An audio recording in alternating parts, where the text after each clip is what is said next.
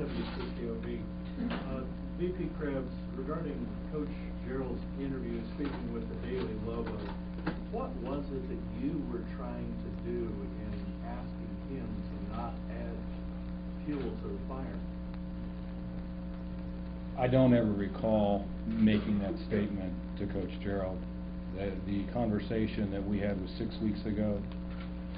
What I do know about that conversation is that I asked Coach Gerald what did he want, and when I say what did he want, what were his expectations, after he explained to me his perspective on what had happened in that room, the allegation of being punched, of being grabbed.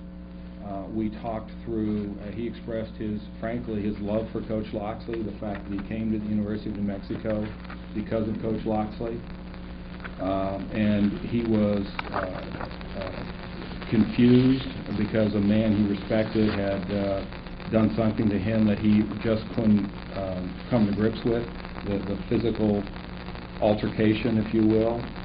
We had conversations about coming back on the staff.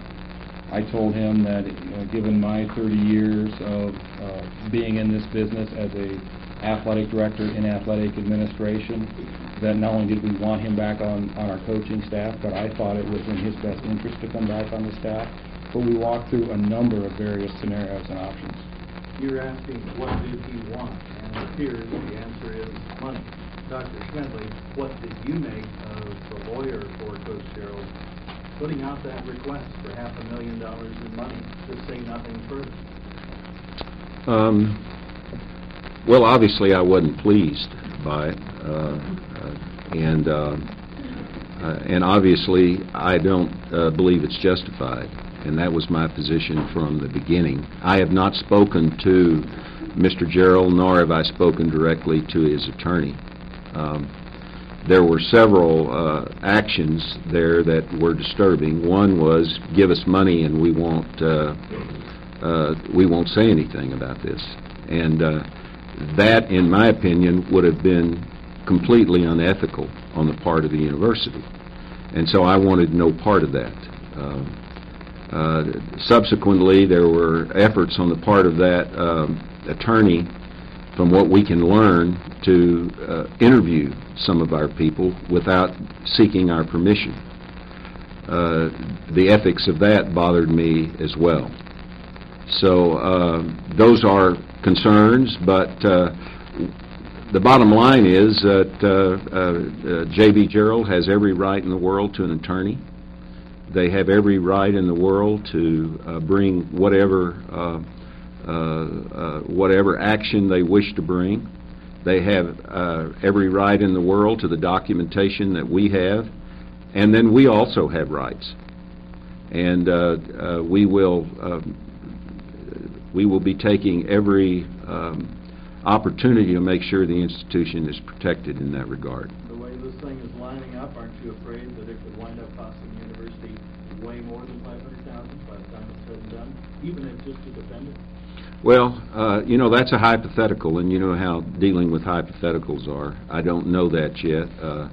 I'm sure there will be some cost associated with it, but it would be hypothetical to anticipate what they might be. Jessica? Jessica Godfrey with News 13, and this goes to Ms. Gonzalez. I'm still very cloudy with the HR investigation. How did you make this decision if you didn't have any tapes or documents? How did you come to that conclusion? And where are those tapes and documents? Well, I think as President Schmidley stated, I did have someone with me in the room. I had an attorney with me in the room that was taking notes. I was focusing on the individuals. I was focusing on what they were saying. I was challenging them, asking them if they were sure. I was asking them to demonstrate for me exactly what they saw so that I could really focus on that. We do have the notes, and I had an attorney with me because if you look at the timeline, you can see that that happened after Coach Gerald's attorney sent us a demand letter. And in that case, I decided that it would be better if I had someone with me to take notes. Will those notes and tapes, will they be released to the public? That decision hasn't been made at this time. And then also, Dr. Smedley, these were major mistakes. The university broke law, they lied to us about having these documents and not releasing them until 2013. Someone be punished for this. I think the word lie is a little strong. There was a mistake made. It was an honest mistake. There was no attempt to lie. There were multiple requests for information coming out of our office that handles open records. And I've looked into that situation. I have asked everyone involved about it, and I am told it was a mistake, and mistakes happen. Okay. Yes, I'm very concerned. I used the word bungled when I made my remarks, and that has happened. But it's happened. Okay. And reliving it every day is not going to make it better. What's going to make it better is to take corrective action, and that's what we're trying to do. And the corrective actions are going to be, I've already talked about the one in HR, and we're going to have more oversight on these open records requests to make sure that we are reading them accurately and that we are in fact delivering all the material that should be delivered based on the open records laws.